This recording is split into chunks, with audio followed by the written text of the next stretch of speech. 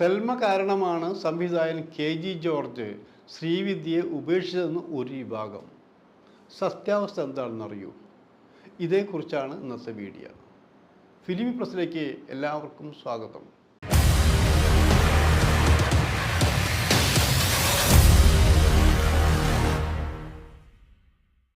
മലയാള cinema കണ്ട നല്ല സംവിധായകൻ ഒരാൾ, നല്ല സ്റ്റോറി സെൻസുള്ള ഒരാൾ, സിനിമയ്ക്ക് ഗാനങ്ങൾ വേണ്ട എന്ന് പറഞ്ഞ ഒരാൾ, തിരക്കഥ മനോഹരമായി എഴുതുന്ന ഒരാൾ, ഇങ്ങനെയുള്ള ഒരാളാണ് കെ.ജി. ജോർജ്. പൂനെയിലെ ഫിലിം ഇൻസ്റ്റിറ്റ്യൂട്ടിൽ നിന്നും പഠിച്ചിറങ്ങിയപ്പോൾ ആ പഠനത്തിൻ്റെ ഭാഗമായി ചില സിനിമയെക്കുറിച്ചുള്ള ധാരണകളുണ്ടായിരുന്നു. സിനിമകളിൽ സംഗീതം വേണ്ട, ഗാനങ്ങൾ വേണ്ട എന്നൊക്കെ. ആ രീതിയിലാണ് തൻ്റെ ആദ്യത്തെ സിനിമയുമായി കെ.ജി. ജോർജ് വന്നത്. ആദ്യത്തെ സിനിമയിൽ സംഗീതമുണ്ടായിരുന്നു, പക്ഷേ ഗാനങ്ങൾ ഉണ്ടായിരുന്നില്ല എന്നുള്ളതാണത്. പക്ഷേ രണ്ടാമത്തെ സിനിമ മുതൽ സംഗീതം ഗാനങ്ങൾ ചേർക്കേണ്ടി വന്നു. കാരണം സിനിമ കലയും കച്ചവടവുമാണ് എന്ന് മനസ്സിലാക്കി കഴിഞ്ഞിരിക്കുന്നു. തൻ്റെ അഭിപ്രായത്തിന് മാത്രമല്ല, പ്രേക്ഷകർ കൊടുക്കുന്നത് അവർ രുചിയോടെ ഭക്ഷിക്കണം.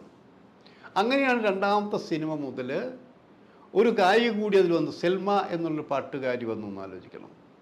അത് വെറും സെൽമയായിരുന്നു. പിന്നീട് കെ.ജി. ജോർജിൻ്റെ എല്ലാ സിനിമകളിലും സെൽമ പാടിയിട്ടുണ്ട്. സെൽമ ഏറ്റവും കൂടുതൽ പേരെടുത്തതും കെ.ജി. ജോർജിൻ്റെ സിനിമകളിൽ കൂടിയാണെന്ന് ആലോചിക്കണം. മറ്റു പല സംവിധായകരുടെ പടങ്ങളിൽ സെൽമ അധികം പാടിയിട്ടില്ല. പിന്നീട് അറിഞ്ഞത് സെൽമയും കെ.ജി. ജോർജും പ്രണയത്തിലായിരുന്നു. അതിനുശേഷം വിവാഹം കഴിച്ചു. പിന്നീട് കെ.ജി. ജോർജിൻ്റെ സിനിമകളിൽ പാടിയപ്പോൾ സെൽമ ജോർജ് എന്നാണ് വെച്ചത്. അങ്ങനെ കെ.ജി. ജോർജിൻ്റെ ഭാര്യ എന്ന നിലയിൽ സെൽമ നല്ല പാട്ടുകാരിയായി. ജോർജിൻ്റെ സിനിമകളിൽ പാടി എന്നുള്ളത് കൊണ്ട് മാത്രമല്ല, അവർ മനോഹരമായി പാടുമായിരുന്നു. പക്ഷേ പലരും അവസരം കൊടുത്തില്ല എന്നുള്ളതാണ്. ജോർജിനെ സംബന്ധിച്ച് ജോർജിൻ്റെ സിനിമകൾ ഓരോന്നും എടുത്തു നോക്കുമ്പോൾ വളരെ വ്യത്യസ്തമാണ്. സ്ത്രീകളെ മോശമായിട്ട് ചിത്രീകരിക്കുമെന്ന് തോന്നുമ്പോൾ തന്നെ സ്ത്രീകളെ മോശമായിട്ട് ചിത്രീകരിക്കാനല്ല ശ്രമിച്ചതെന്ന് മനസ്സിലാവുന്നതാണ്. അപ്പോൾ തിരക്കഥയുടെ കാര്യം എടുത്തു നോക്കുക.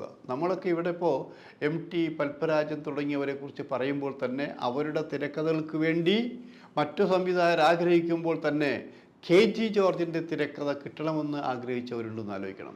കെ.ജി. ജോർജ് എല്ലാ സിനിമകളും എടുത്ത് പരിശോധിക്കുമ്പോൾ ആ സിനിമകളിലെല്ലാം തിരക്കഥയുടെ സ്ഥാനത്തോ കഥയുടെ സ്ഥാനത്തോ കെ.ജി. ജോർജിൻ്റെ കയ്യൊപ്പ് പതിഞ്ഞിട്ടുണ്ടെന്ന് ആലോചിക്കണം.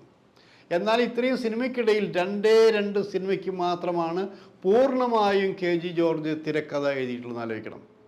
അവസാനത്തെ ഇളവങ്കോട് ദേശം അത് വിചാരിച്ച പോലെ അത്ര വിജയിച്ചില്ല എങ്കിൽ പോലും അതൊരു ഉത്തമ കലാസൃഷ്ടിയുമായിട്ടില്ല എന്നാണ് ഇന്നും ജോർജിനെ സ്നേഹിക്കുന്നവർ പോലും വിലയിരുത്തുന്ന ആലോചിക്കണം. നമ്മൾ ആദ്യം നോക്കുക, ജോർജ് സ്വപ്നാടനം വന്നപ്പോൾ നമ്മൾ എന്താണ് ജോർജ് ഇങ്ങനെ സംഭവം ചെയ്തിരിക്കുന്നത് എന്നുള്ളതാണ് ശരിക്കും. ആ സ്വപ്നാടനം വന്നു പോയി, യവനിക വന്നപ്പോഴാണ് എൻ്റെ പീക്ക് പീരീഡ് ശരിക്കും വന്നത്. അതിൽ മനോഹരമായ പാട്ടുകളുണ്ടായിരുന്നു, ക്രൈം മൂഡുണ്ടായിരുന്നു. എന്തിന് ലക്ഷണമൊത്തൊരു സിനിമ അതാണെന്ന് പറഞ്ഞു. പിന്നെ കാണുന്നത് എന്താ, പഞ്ചവടി പാലം കാണുമ്പോൾ പഞ്ചവടി പാലം ഇന്നുവരെ ഒരു ഇതുവരെ ഉണ്ടാവാത്ത, മലയാള സിനിമയിൽ ഇതുവരെ ഉണ്ടാവാത്ത രാഷ്ട്രീയ ആക്ഷേപഹാസ്യമായ ഒരു സിനിമയാണ്.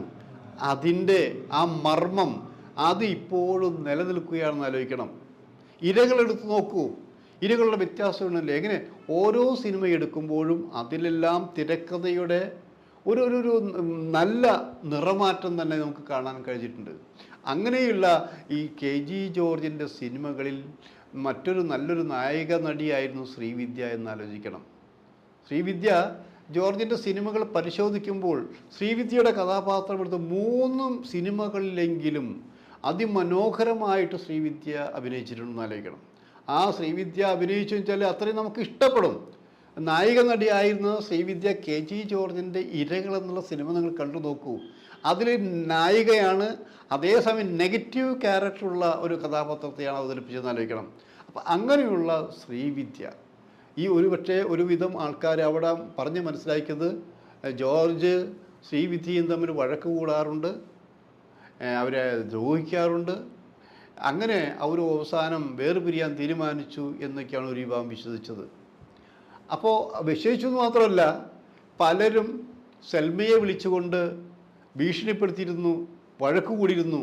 നീ കാരണമല്ലേ ആ ശ്രീവിദ്യയെ ജോർജ് ഉപേക്ഷിച്ചത് എന്നൊക്കെ ചോദിച്ചിരിക്കുന്നു. സെൽമ എന്ത് ചെയ്യാൻ പറ്റും? ഇത് ജോർജിൻ്റെ ചെവിയിലുമെത്തി. സത്യാവസ്ഥ എന്തായിരുന്നു?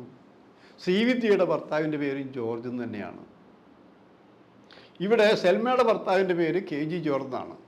ജോർജ് എന്ന് മാത്രമാണ് എടുക്കുന്നത്. അപ്പോൾ എനിക്ക് അറിയാവുന്നതുപോലെ തീക്കനൽ എന്നുള്ള സിനിമ നോക്കുക. തീക്കനൽ സിനിമ അത് മധുസാറും ശ്രീവിദ്യയൊക്കെ അപാരമായിട്ട് അഭിനയിച്ചൊരു സിനിമയാണെന്ന് ആലോചിക്കണം ശരിക്കും. ആ സിനിമയിലെ നിർമ്മാതാവായി വന്നൊരാളാണ് ജോർജ്. ജോർജ് നിർമ്മാതാവിൻ്റെ ആളായിരുന്നു എന്ന് പറയുന്നതാണ് ശരി. അങ്ങനെ വന്ന ജോർജും ശ്രീവിദ്യയും തമ്മിൽ പ്രണയമായി എന്ന് ആലോചിക്കണം. വീട്ടുകാർ സമ്മതിച്ചില്ല. കാരണം 2 മതവിഭാഗത്തിൽപ്പെട്ട ആൾക്കാർ. ഒടുവിൽ വീട്ടുകാരെ ധിക്കരിച്ചുകൊണ്ട് ശ്രീവിദ്യ ജോർജിനെ വിവാഹം കഴിച്ചു.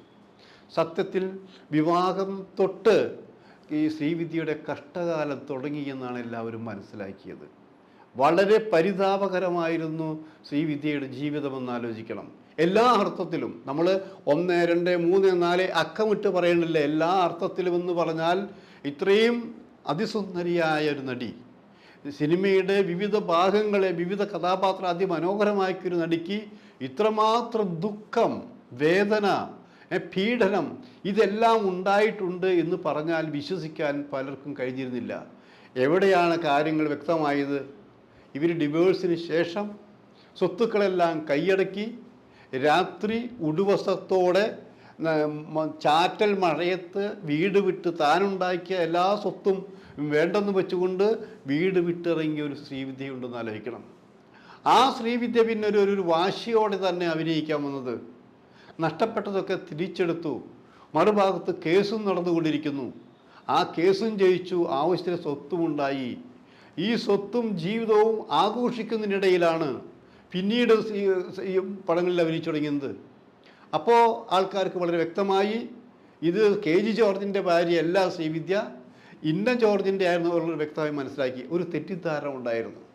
പക്ഷേ എല്ലാം നേടിയ ശ്രീവിദ്യക്ക് പിന്നീട് സംഭവിച്ചത് എന്താണ്?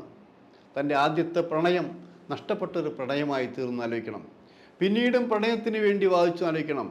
പിന്നീട് ഭരതനുമായിട്ടുള്ളൊരു പ്രണയം വന്നു. കമലഹാസന് ശേഷം ഭരതനുമായിട്ടുള്ള പ്രണയം വന്നു. അതും നടന്നില്ല എന്നാലോചിക്കണം.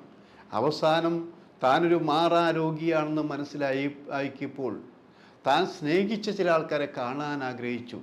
തൻ്റെ സ്വത്തുക്കളൊക്കെ ഇനി എന്തു ചെയ്യുമെന്ന് ആലോചിച്ചു. ഒരു സുപ്രഭാതത്തിൽ ഒരു ദിവസം ശ്രീവിദ്യ ഇല്ലാതായി എന്നാലോചിക്കണം. ഇപ്പോൾ ശ്രീവിദ്യയെക്കുറിച്ച് ആരും സംസാരിക്കുന്നില്ല.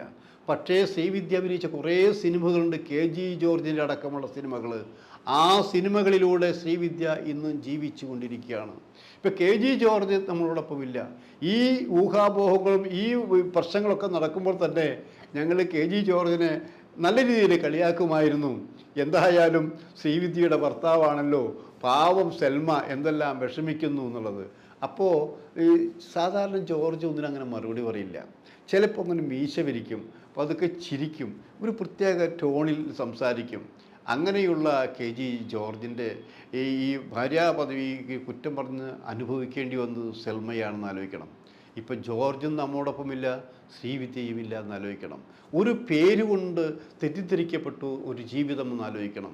നമുക്ക് ആരെയും കുറ്റപ്പെടുത്താൻ എളുപ്പമാണ്. ആ വസ്ത്രം, നമ്മൾ അയക്കുന്ന വസ്ത്രം തിരിച്ച് നമ്മുടെ നേർക്ക് വരുമ്പോൾ മാത്രമാണ് നമ്മൾ ഭയന്ന് ഞെട്ടി ഇരിക്കുന്നത്. അതുകൊണ്ട് തന്നെ കാര്യങ്ങൾ അറിയാതെ ആരെയും കുറ്റപ്പെടുത്തരുത്.